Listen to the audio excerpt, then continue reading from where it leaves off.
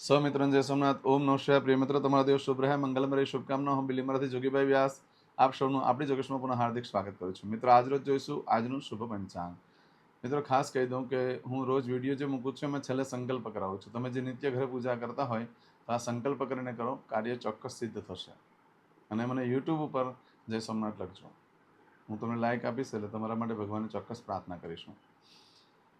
આજે જોઈશું આજનું શુભ પંચાંગ. આજે તારીખ છે 9/9/2025, 9/10/2025 ને ગુરુવાર. આસોવદ ત્રીજ તિથિ છે.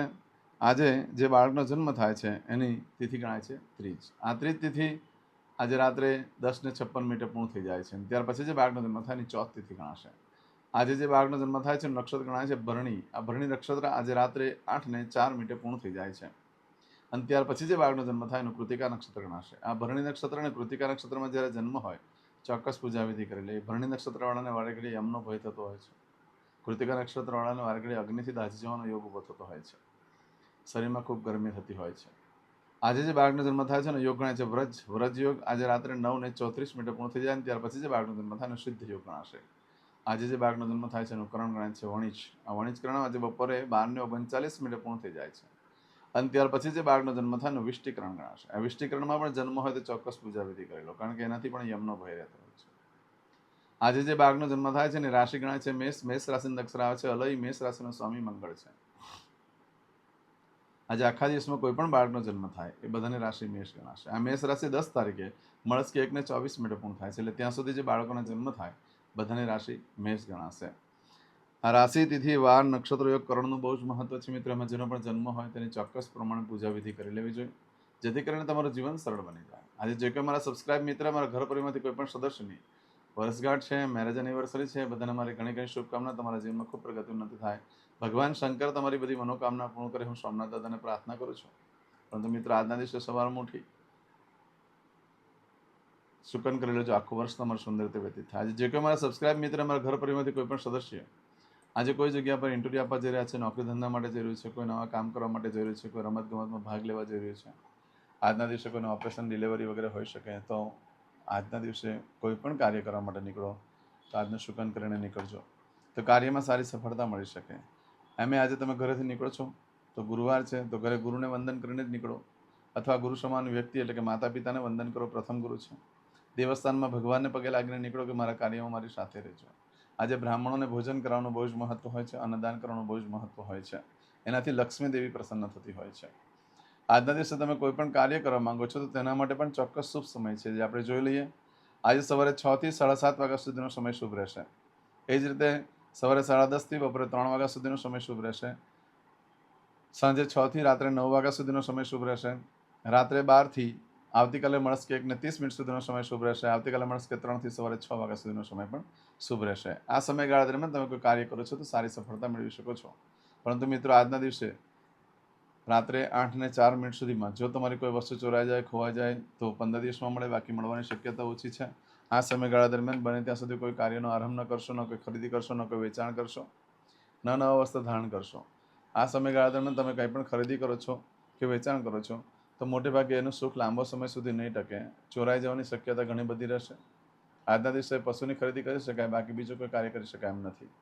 આજના દિવસે નવા વસ્ત્ર પણ ધારણ ન કરશો તો તમારા છુપા પ્રેમ સંબંધો પકડાઈ જાય છે, તમારી સાથે કોઈ છલ કપટ કરી શકે છે, માટે બહુ યોગ્ય સમય નથી આજે રાત્રે 8:04 સુધી. પરંતુ આજે રાત્રે 8:04 થી લઈ આવતીકાલે સાંજે 5:32 સુધીમાં તમે જે કાર્ય કરો છો એનું ફળ બદલાઈ જાય છે. એમાં તમારી કોઈ વસ્તુ ચોરાઈ ગઈ, ખોવાઈ ગઈ, 7 દિવસમાં મળે, બાકી શક્યતા ઓછી છે. આ સમયગાળા દરમિયાન તમે કોઈ પણ કાર્યનો આરંભ કરો છો, ખરીદી કરો છો, વેચાણ કરો છો તો એ સુખ પણ લાંબો સમય સુધી ટકે તેમ નથી. આજે તમે કોઈ જમીન લીધી તો કોઈ સત્તાધારી વ્યક્તિ તમારી જમીન છીનવી લેશે. તમે દુકાન લીધી તો દુકાન પણ છીનવી શકે. તમે નવો ધંધો ચાલુ કર્યો તો ધંધો પણ છીનવી શકે. તમે કોઈ કિંમતી વસ્તુની ખરીદી કરી તો તે પણ છીનવી શકે છે. માટે બહુ યોગ્ય સમય નથી ન કોઈ ધંધો ચાલુ કરવા માટે, ન કોઈ કાર્યનો આરંભ કરવા માટે, ન વેચાણ કરવા માટે, ન ખરીદી કરવા માટે. આજે ભૂલમાં પણ નવા વસ્ત્ર ધારણ ન કરશો. અને જે લોકો અગ્નિ સાથે કામ કરતા એ લોકો પહેરવા જ નહીં, કારણ કે દાઝી જવાનો ભય વધારે રહેશે. તે સિવાય પણ કોઈ ન પહેરો ન તો તમે તમારી પત્નીની નજરમાં હંમેશના માટે ગુનેગાર બની જશો. માટે આજે નવા વસ્ત્ર ધારણ કરવાનો યોગ્ય સમય નથી. ન કોઈ કાર્ય કરવાનો યોગ્ય સમય છે, ન કોઈ ખરીદી, ન વેચાણ કરવા માટે. આવું બધું જે ફળ છે આજે રાત્રે 8:04 લઈ આવતીકાલે સાંજે 5:32 સુધીમાં મળે, એટલે આ સમયગાળા દરમિયાન કોઈ કાર્ય ન કરશો. આજે કરશો આજનો સંકલ્પ. ચમચીમાં પાણી લઈ લો. અદ્યતન માસના માસોત્તમ પરમ પવિત્ર અશ્વિન માસે શુભે કૃષ્ણ પક્ષે તૃતીયાયામ બૃહસ્પતિવાસન વિત્તાયામ. હવે દરેક જણા પોતાનું સાચું નામ બોલી દો. તમારું ગોત્ર ખબર હોય તો ગોત્ર બોલી દેવાનું. પછી બોલવાનું છે અહમ મમ આત્મન શ્રુતિ સ્મૃતિ પુરાણોક્ત પુણ્ય ફલ પ્રાપ્તિ અર્થમ અપ્રાપ્ત લક્ષ્મી પ્રાપ્તિ અર્થમ પ્રાપ્ત લક્ષ્મી ચિરકાલ સૌ રક્ષણાત્મક લોકેવા સભાયામ રાજદ્વારે વ્યાપારે વિદ્યા અભ્યાસે દેશે વિદેશે સર્વત્ર યશ કીર્તિ વિજય લાભાદિ પ્રાપ્તિ અર્થમ મમ અખિલ કુટુંબસ્ય આયુ આરોગ્ય ऐश्वर्यादि प्राप्ति अर्थम मम जन्म समय तथा च विप्र वृंदानां जन्म समय जन्म कुंडली मध्ये स्थित ग्रहः गोचर ग्रहः महादशा अंतर्दशा प्रत्यंतर्दशा तथा च योग युति दृष्टि मध्ये शुभ फल प्राप्ति अर्थम भय रोग शत्रु बाधा दोष मारण तारण मंत्र तंत्र अरिष्ट दोष पीड़ा निवृत्ति अर्थम भूत प्रेत पिशाचादि द्वारा रचित अरिष्ट दोष निवृत्ति अर्थम मम सकल मनवांछित फल. और तुम्हारा मन में जे कई इच्छा हो बोली जवान.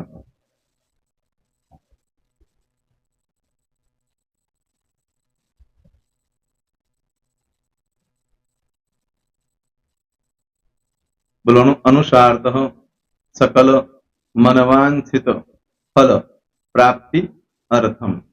હવે જે બરકતની પૂજા વાળા છે એ લોકો તો આ બધું બોલવાનું જ હોય છે, એ લોકો માટે કોઈ સ્પેશિયલ નથી.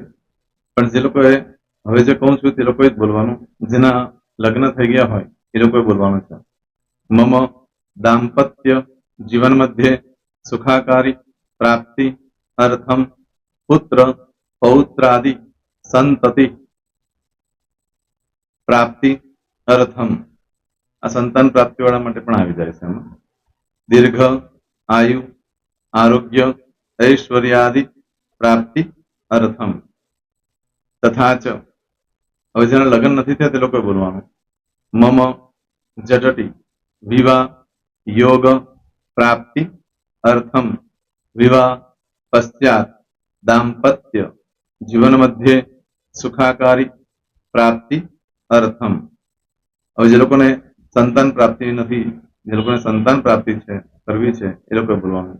મમ दाम्पत्य जीवन मध्य सुखाकारी प्राप्ति अर्थम तथा च दीर्घ आयु आरोग्य ऐश्वर्यादि समन्वित संतति सुख प्राप्ति अर्थम. હવે જે અભ્યાસ કરી રહ્યા છો છોકરા વિદ્યાર્થીઓ છે તે લોકોએ બોલવાનું છે. મમ વિદ્યા અભ્યાસ મધ્યે ઉત્તરો ઉત્તર પ્રગતિ ઉન્નતિ सानुकूलता पूर्वक दिव्य सफलता प्राप्ति अर्थम. और जो लोग विदेश में जवा मांगता हो कि सीख में जवा मांगता हो, मतलब भारत देश ने बहार जने धंधो व्यापार करवा मांगता हो ए लोग अथवा विदेश जवा मांगता हो कायम माटे ए लोग बोलवानुं. मम जटटी विदेश गमन योग प्राप्ति अर्थम विदेश गमन कार्य मध्य सानुकूलता पूर्वक दिव्य सफलता प्राप्ति अर्थम. હવે આરોગ્ય વાળા બોલવાનું છે, જેને આરોગ્યની પૂજા આપેલી હોય એ લોકોએ. એમ તો દરેક જણા જ બોલવાનું છે.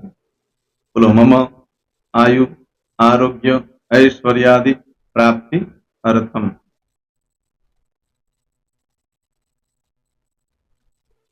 હવે દરેક જણા બોલવાનું. સકલ મનવાંછિત ફલ પ્રાપ્તિ અર્થમ અદ્ય દિને પ્રધાન દેવતાનામ નિત્ય દિન અનુસાર્તઃ પૂજન અર્ચન કર્મણિ અહમ કરીશ્યે. પાણીવાળી થાળીમાં પાણી મૂકી દેવાનું છે. હવે તમારી બધી પૂજા જે મેં આપેલી છે એ પૂજા થઈ જાય, અથવા તો તમે રોજ પૂજા કરતા છો, મારી પાસેથી નથી લઈ ગયા, એ પૂજા થઈ જાય પછી ફરી પાછી ચમચીમાં પાણી લેવાનું. અહીંયા વિડીયોને સ્ટોપ કરી દેવાનું. પૂજા પતે એટલે પાછું આગળનું કરવાનું છે. અહીંયા વિડીયો સ્ટોપ કરી દેવાનો અને પૂજા પતે એટલે બોલવાનું છે વિષ્ણવે વિષ્ણવે વિષ્ણવે નમો નમઃ વિષ્ણુ સ્મરણ સર્વમ પરિપૂર્ણ અસ્તુ. એતાની ગંધ પુષ્પ ધૂપ દીપ નૈવેદ્ય તાંબૂલ પ્રદક્ષિણા સહિત પ્રણુ મમ સકલ મનવાંછિત ફલ પ્રાપ્તિ અર્થમ પૂજન અર્ચન પ્રિયદાન ન મમ. પાણી મૂકી દેવાનું, પાછું પાણી લેવાનું. પૂજન અર્ચન બ્રહ્માર્પણમસ્તુ. નીચે જમીન પર પાણી મૂકો, એમાં આંગળી ઘસી કપાળમાં તિલક કરી દો. કપાળમાં જમીન પર પાણી મૂક્યું છે એમાં. ત્યાર પછી ભગવાનને કહેવાનું કે હે પ્રભુ, આજે પૂજા કરતા કઈ પણ પ્રકારની ભૂલચૂક થઈ ગઈ હોય તો અમને ક્ષમા કરજો. અમે તમારા બાળક છીએ. પ્રભુ તમારો ખૂબ આભાર માનું છું. આજે મારી પાસે તમારી પૂજા કરાવી, મારી મનોકામના પૂર્ણ કરી. પ્રાર્થના કરી દો. જગ્યા પરથી ઉભા થઈ શ્રીનારાયણ ભગવાનને પાણી ચડાવી દો અને નિત્ય કર્મ જે કરતા હોય તે કરો. જય સ્વામિનારાયણ. તમારો દિવસ શુભ રહે, તમે અને તમારો પરિવાર સુખી રહે, સંપન્ન રહે, સુરક્ષિત રહે, એ ભગવાન સોમનાથ દાદાને પ્રાર્થના. તો મિત્રો, તમે મારા વિડીયોને લાઈક ના આપી હોય તો સૌથી પહેલા લાઈક આપી દો, અને ત્યાર પછી જો તમે મારી આ ચેનલ સબસ્ક્રાઇબ ન કરી હોય તો સૌથી પહેલા સબસ્ક્રાઇબ કરી લો અને બેલ આઇકોન ઓલ પર ક્લિક કરવાનું ભૂલશો નહીં, જેથી કરીને સૌથી પહેલા નવી વિડીયો જે કંઈ મૂકું એ તમને મળે. મિત્રો, કંઈ પણ મૂંઝવણ હોય તો મને આ નંબર પર તમે ફોન કરીને પૂછી શકો છો. મારો મોબાઈલ નંબર છે 9825546459. મિત્રો, કોમેન્ટ્સમાં જય સોમનાથ લખવાનું ભૂલશો નહીં. ફરી પાછા નવા વિડીયો સાથે મળીએ. ત્યાં સુધી સૌને જય સોમનાથ.